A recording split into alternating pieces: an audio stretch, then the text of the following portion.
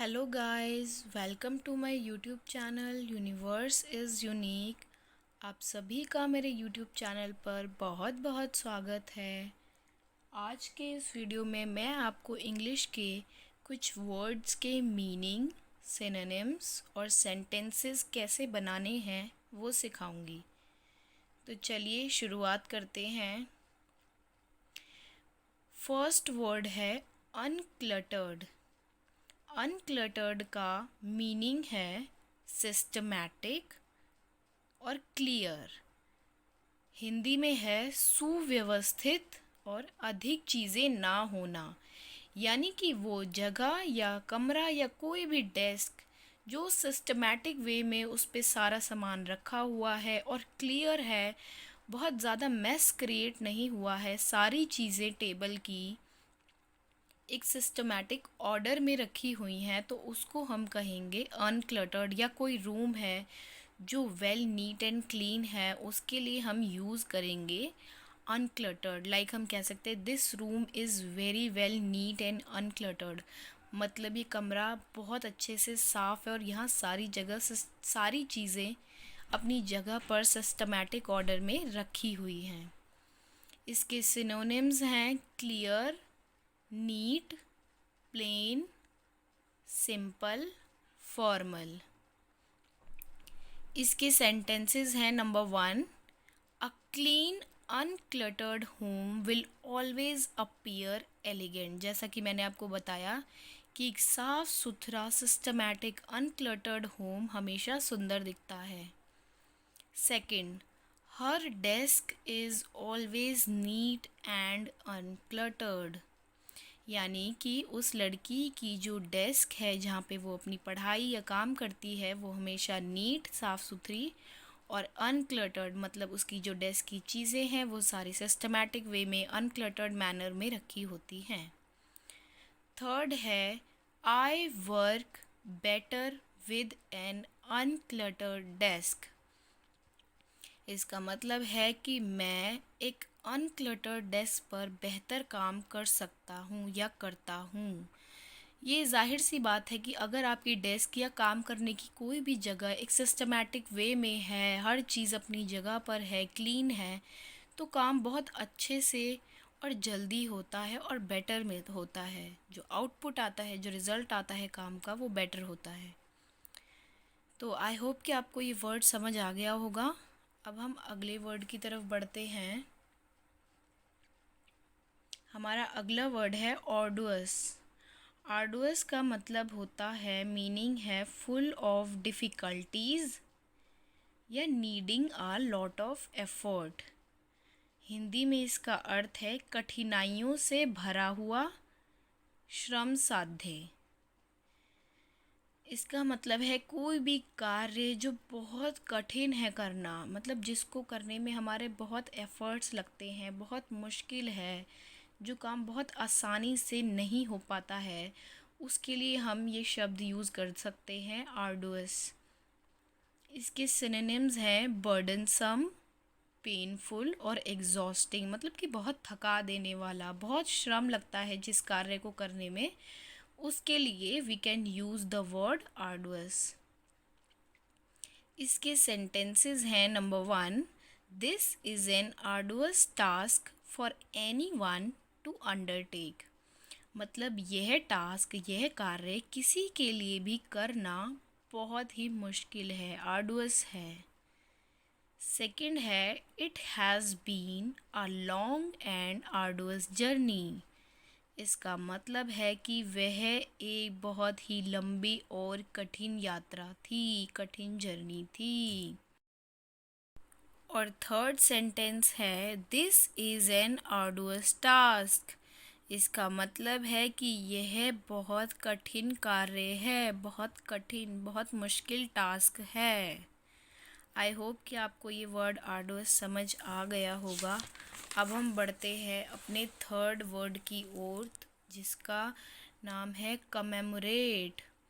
Commemorate का meaning होता है to do something special in order to remember and honor an important event or person from the past। तो इसका मतलब है कि पास्ट में कोई ऐसा कार्य हुआ हो या कोई ऐसा इंसान जिसने बहुत ही इम्पोर्टेंट और अच्छा कार्य किया हो, तो उसको आज प्रेजेंट में याद करके उससे रिलेटेड कोई उत्सव मनाने को हम इंग्लिश में कह सकते हैं कमेमोरेट, जिसके हिंदी में मीनिंग है स्मरण करना या किसी उत्सव को मनाना। इसके सिनोनिम्स हैं सेलिब्रेट, मेमोरियलाइज, रिमेंबर और ऑनर। इसके सेंटेंसेस हैं number 1, a statue has been built to commemorate the 100th anniversary of the poet's birthday. मतलब पोइट का स्टैचू उसकी 100वीं जन्म तिथि को बनाने के लिए, सेलिब्रेट करने के लिए मनाया गया। पोइट का स्टैचू जो है उसकी 100वीं जन्म तिथि को सेलिब्रेट करने के लिए मनाया गया, कमेमोरेट किया गया। Second, every year on 7th April we commemorate world health day. मतलब हर साल 7 अप्रैल को हम वर्ल्ड हेल्थ डे, विश्व स्वास्थ्य दिवस मनाते हैं। और थर्ड सेंटेंस है every year on 15th August we commemorate our country's independence day. हर साल 15 अगस्त के दिन हम हमारी कंट्री भारत का इंडिपेंडेंस डे, स्वतंत्रता दिवस मनाते हैं। आई होप कि आपको ये तीनों वर्ड समझ आ गए होंगे। पहला वर्ड था अनक्लटर्ड। अनक्लटर्ड का मतलब है सिस्टमैटिक वे में, सुव्यवस्थित ढंग से कोई भी डेस्क, कोई भी जगह, कोई भी रूम रखा गया हो, साफ सुथरा। और सेकंड वर्ड था आर्डुअस। आर्डुअस का मतलब होता है कठिन। और थर्ड वर्ड है कमेमोरेट। इसका मतलब होता है कि कोई भी पुराने इवेंट को याद करके आज प्रेजेंट में सेलिब्रेट करना। मैं आपको एक बात और बताना चाहती हूँ कि मैं अपने इस चैनल पर डेली के डेली इंग्लिश वर्ड्स के मीनिंग, सिनोनिम्स और उनके सेंटेंसेस कैसे बनाने हैं वो सिखाती हूँ। तो इसके लिए अगर आपको डेली की डेली वो इंग्लिश वर्ड्स सीखने हैं, और मैं अपनी वीडियो में ज़्यादा नहीं, सिर्फ 3 वर्ड सिखाती हूँ डेली के डेली, तो आज का थॉट ऑफ द डे है, आज है Friday, May 12, 2023। Try and fail but don't fail to try.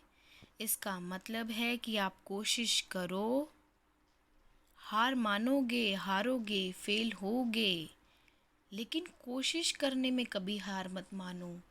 कोशिश करते रहो, लगातार कोशिश करते रहो, निरंतर प्रयासों से ही सफलता मिलती है।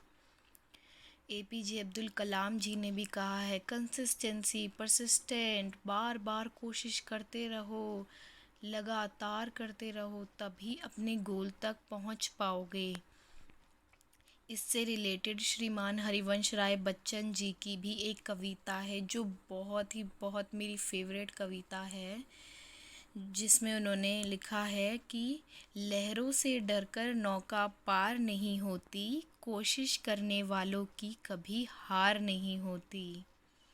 नन्ही चींटी जब दाना लेकर चढ़ती है, चढ़ती दीवारों पर 100 बार फिसलती है, आखिर उसकी मेहनत बेकार नहीं होती, कोशिश करने वालों की कभी हार नहीं होती।